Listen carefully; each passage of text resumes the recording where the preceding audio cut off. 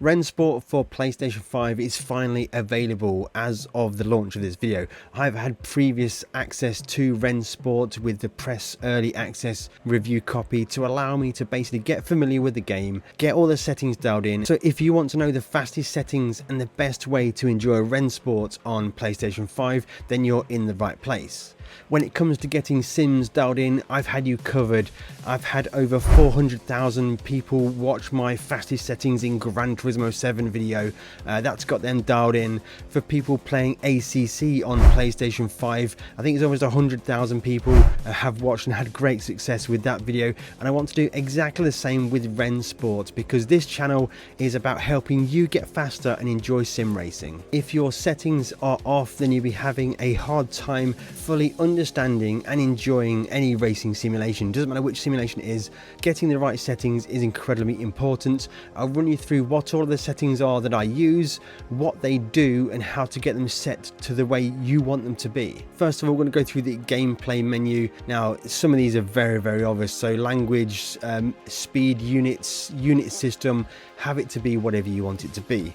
I'm going to switch to controller here just so we've got access to the other menu. Performance stats. Now these are the details which appear on the HUD. I like to have these on so you get performance for frame rates information, connection statistics. I personally don't lock the virtual steering wheel. I have the in-car dashboard display to be on. I have the in-car timing display, so any of the little race logic boxes, for example, they will show. But what I do for the in-car hands and in-car steering wheel, I turn them off. I don't want the steering wheel to be rotating because for me personally, I've got a wheel in front of me, and the way I set the camera, which I'll show you in a moment, the way I set the camera is I don't want to have the steering wheel secondarily in front of the monitor as well. I have the radar opacity set to 70%. So that's the radar that comes up on screen when other cars are around you. I think having it 70% is good, but feel free to tune that to how you want it to be. For the assists, I would recommend manual gears, but if you're less experienced and playing on controller, then feel free to keep automatic gears. I have engine starter set to automatic because I don't want to use too many buttons. I want to have the core function of those to do other things. For lifts, this is lifting off the throttle when you're doing upshifts. I personally leave that to be manual, so I have to get off the gas if I want to do an upshift. But most of the cars in Rensport are kind of race cars with a lift cut mechanism with a paddle shift gearbox in there already, so I don't think that's particularly a problem. Blips for downshifts, I actually have that set to manual. There aren't many cars that need it. Maybe the M2 would benefit from that, but I don't think that's too much of a problem. Here is an important one for the repeat shifts and the repeat shifts override in milliseconds. This is to stop you from down changing gears or double downshifting or double upshifting by mistake. The default setting that I had when I first loaded Rensport was at 500 milliseconds. This wouldn't allow me to downshift quickly enough, and I was finding the cars were really lazy on the downshifts when under heavy braking, especially the GT3 cars and the Hyper cars. I moved this all the way down to 40 milliseconds so that I can really bang down through that gearbox when I'm on the brakes downshifting in a faster car. That is a huge thing, guys. When it comes to driving assists, I drive with everything turned off. I think that is the fastest way to drive. Throttle control could help, but most of the cars in Rensport have a traction control in there. I'll talk about that a little bit later in the video. And again, a lot of the cars in Rensport do have ABS in the car themselves, aside from some of the hypercars. But I would definitely try and do it with anti-lock brakes turned off. If you want to try the hypercars, maybe turn that on. Stability control, I'd turn that off. I want to be in control of the vehicle. The cars in Rensport seem reasonably easy to control, and certainly with TC on the cars, it's very useful. And therefore we shouldn't really need to be relying on stability control. It will probably hinder your progress if you have it turned on and you start to use it. Automatic headlights, you could turn this on instead of having to have a button on the wheel to turn the headlights on automatically if day-night transition cycle. And the drive line, I do have this turned on, but I've seen it being used and I've tried it myself. It isn't too bad. It's pretty useful if you do not know the track.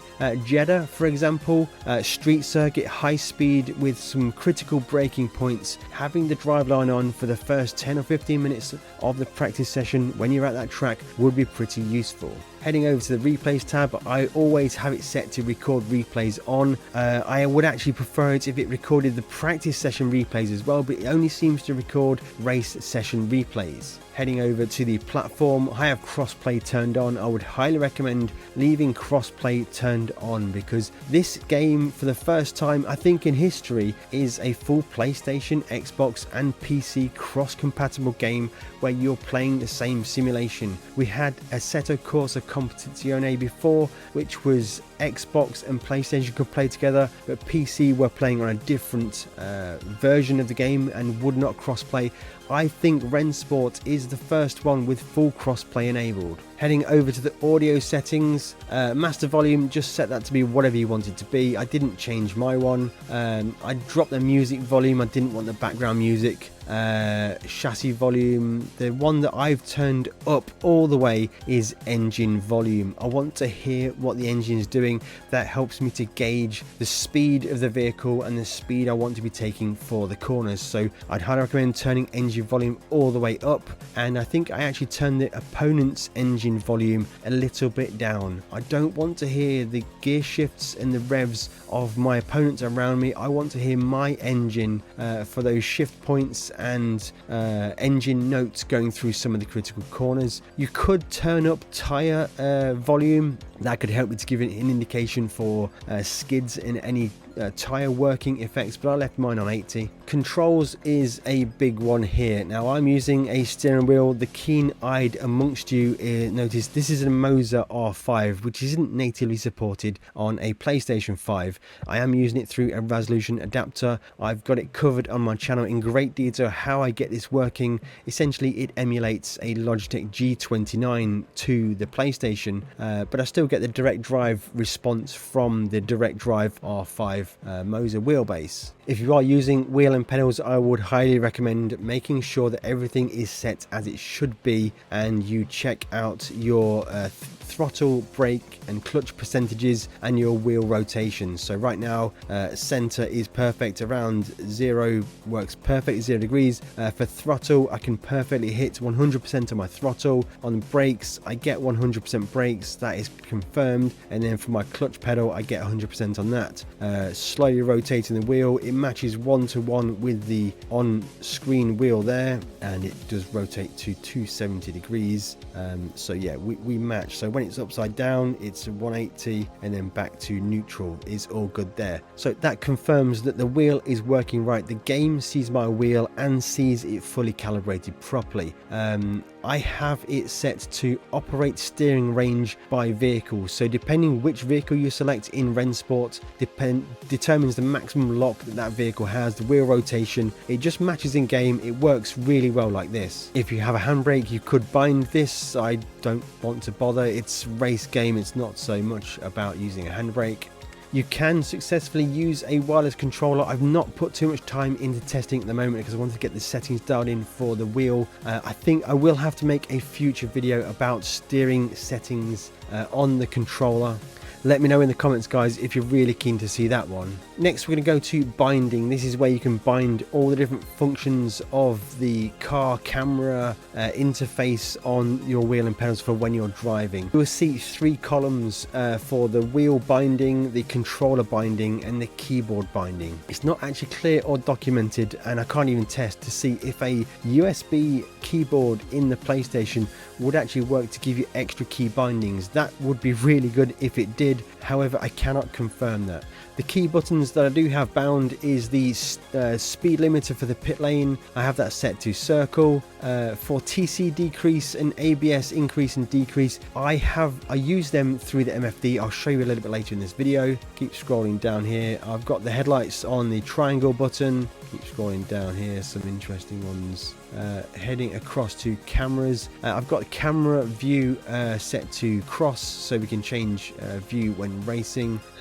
An important one here, guys, is for the cycle MFD. I have cycle the MFD page on the square button, and then I've got the D-pad to navigate through the MFD up and down and left and right. We'll talk you through that in a second. Next, we have inversion options on some of the replay and TV cameras. If you want to invert the motion of left and right or up and down, you can do that if you want to. And then finally, we have the interface controls, where you can just choose what you use to navigate through menus, confirm, accept, etc. All the good stuff. But I found it so much easier to navigate through the menus with the actual PlayStation controller than just the wheel itself. On to force feedback. This one is huge. I've spent a long time getting this dialed in, and these settings are way better than the standard settings that came with Rensport. These are the settings that I use with the Moser R5, with the resolution 2 adapter, with all of the settings for the wheelbase and the adapter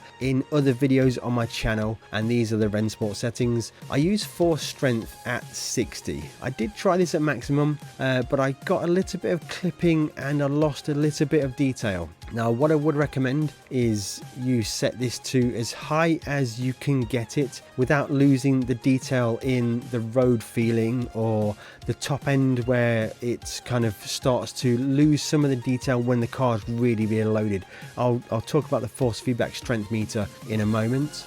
Invert force feedback is something you shouldn't really ever need to use, but if you think the force feedback effects are backwards to what they should be, then turn on this setting. The filter, I have it set to 0. Ideally, you want this to be set as low as it can be without having too much wheel vibration and oscillation. Too much filter will dampen the effect of what the force feedback is trying to tell you about what the car is doing. Sensitivity is something that I found on maybe a lower power wheelbase, like a 5Nm wheelbase, or even a Logic G29 for example. I found it so much better to run the force feedback strength a little bit lower and then really bump up the sensitivity. It almost amplifies the small little differences between small details of force, and it just made the wheel just feel so much more alive when I tried it with sensitivity at a much higher rate. So I would highly recommend, if you're feeling like the car isn't really giving the small like road detail or curb detail in the kind of mid part of the corner where it just feels a bit flat, just try turning up the sensitivity and see how that works for your wheel. The minimum force is something that I played about with. Consider this to be the minimum force that the wheel will push through your hands when a small effect happens. With lower powered wheelbases, then you may want to try experimenting with this minimum force being a little bit higher. If you've got a powerful wheel that can deliver small detailed feedback, then you won't need to use this as high at all. I would run this setting as low as you can possibly do without it feeling too like loose and baggy in the middle of the steering motion. So keep raising this until you feel the tightness of the wheel start to come where you need it to be. And then there are some force feedback options for the controller as well. So it's just vibration sensitivity, so actually the intensity. So how much do you want the vibration effect to come through on the controller when you're playing with the controller? And then you can enable or disable the trigger effects on the PlayStation 5 controller. You have different methods of this trigger effect, and then you can turn it on or off for throttle and brake independently. When I briefly tried it, it's quite a good feeling, so I'd probably try it turned on to start with. That's going to run you through the setup options, but there are some camera settings you can also change to really optimize your driving experience. So from the driving menu, you can just press start, and that's going to pause the game. You can change the HUD layout, and you can also change the in-game cameras. So first of all, let's go with the HUD layout. You can pretty much change anything, any position, any size, and you just kind of use the D-pad just to scroll through it. Let's try and find something to move. I don't want to change stuff too much, so here we go. So the radar, okay, select the radar. I can then change the display order priority, so that the way it stacks. I can move it around the screen. In fact, it's going to make make it a little bit higher. So if it's in your eye line when you're racing, you can just move this around, and then I can unselect it, go and change the track if I can find over to where the track goes.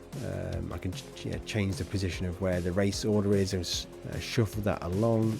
So everything in this game is highly configurable. If you don't like where something is, you just move it and then just back out with circle and then choose save, discard, whatever you want to do. I am going to discard that because I don't want to change something for my own, but just feel free just to choose save after you're happy with your one, and then we can edit the in-game cameras. This is something that I really wish was in Gran Turismo 7.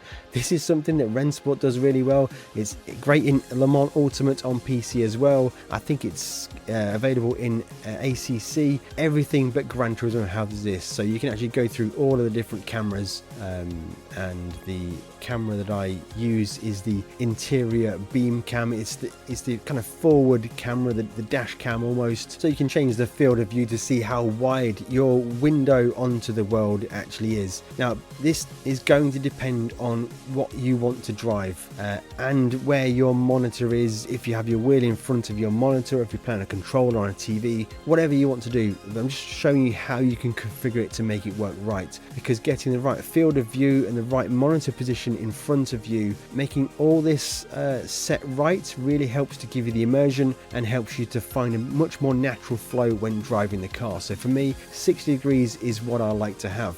Distance, we can change how forward and backward you are in the car. Now mine is almost as far back as I want it to be with the interior beam camera, but if I wanted a camera that's further back, I'd switch to the interior camera and then just move the distance forward. So that if you can't get what you want from one particular camera, try a different camera and get it set up to be how you want it to be.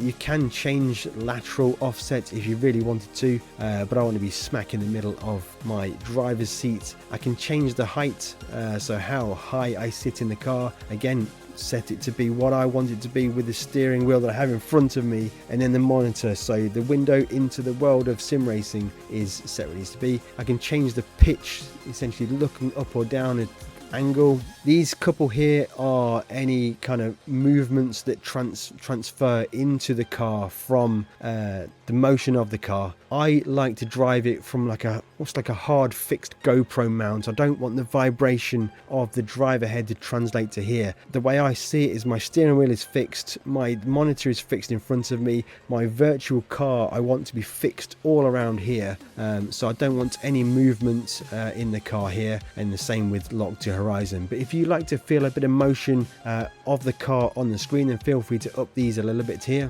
There are some different options for the other on HUD camera, the HUD camera here, so you can play about these numbers here and change the distance forwards and backwards on this one, height, pitch, so you can sit a bit lower. So yeah, you can change this high HUD camera if that's the one you want it to be. Exterior reverse camera, near, behind, not near, chase. Important thing to note with these chase cameras, they do have a distance that pulls from and closer to the car when you're slowing down or speeding up. But you can change the field of view, distance from the car, all of that good stuff. The cameras in here are very, very useful, and once you're happy with your settings, just back out and your settings are good to go. I've just had to move myself a little bit up so you can see the MFD. So on the square button, I can roll through the MFD and give me all the different options. I can change mid-race when I'm driving around the track. There are a couple of important things that I would always change on nearly all of the cars when I'm driving them, and that is on the electronic setup tab. ABS and TC is always set a little bit too keen, I think, so I would almost immediately almost half the ABS and half the number in the TC. It's still pretty safe to drive even with these numbers halved, and even the brake bias is nearly always set a little bit too far forward, so I'll probably just knock a few percentage off of that one, maybe down to 54% in this Ford for example, and then that just makes the car a little bit more alive to drive. You can get the car to rotate a little bit on the brakes, you get the car to rotate a little bit on the gas. It still feels safe to drive, but it just gives me a little bit more confidence to push the car a little bit faster.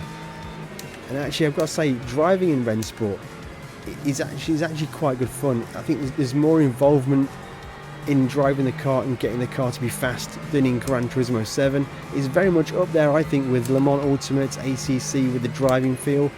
There are other negatives with Rensport that a lot of other reviews I think we'll be covering already, but I think it just feels a bit too soon to be reviewing Rensport. I mean, I know the game's out, but I don't feel like it's finished, and I am probably going to hold off on my actual review and thoughts and feelings of Rensport until a little bit later, guys. Now let me know if you want me to formulate some kind of review right now.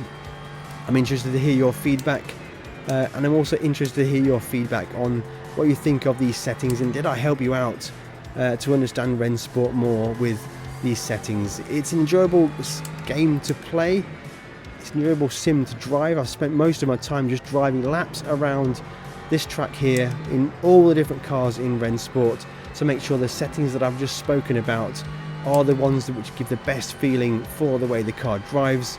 And I think right now it's a good driving experience. The car feels tight, I can feel the feedback even through the high-speed corners. All the curbs give me the detail, and when I get on the brakes here I can smash down the gears really quickly. There's no gear delays or anything like that, so the car rotating there. It lets me know what it's doing when I get really ambitious with the throttle on the corner exits. So that is going to have you covered to understand what are the fastest settings to use in Rensport. If you would like to see more Rensport on this channel in the future, then let me know in the comments below. I will also likely go through the exact same process for Project Motor Racing when that arrives. I want to make sure I've got you dialed in and covered for the fastest settings in any racing game you choose to play, because that's why I'm here. I want to help you to get faster and enjoy sim racing. If you want to know more about my Moser R5 wheelbase setup on the PlayStation 5, then the video on screen right now is the video you need to go and watch. Go and check that one out, and I'll catch you in the next one.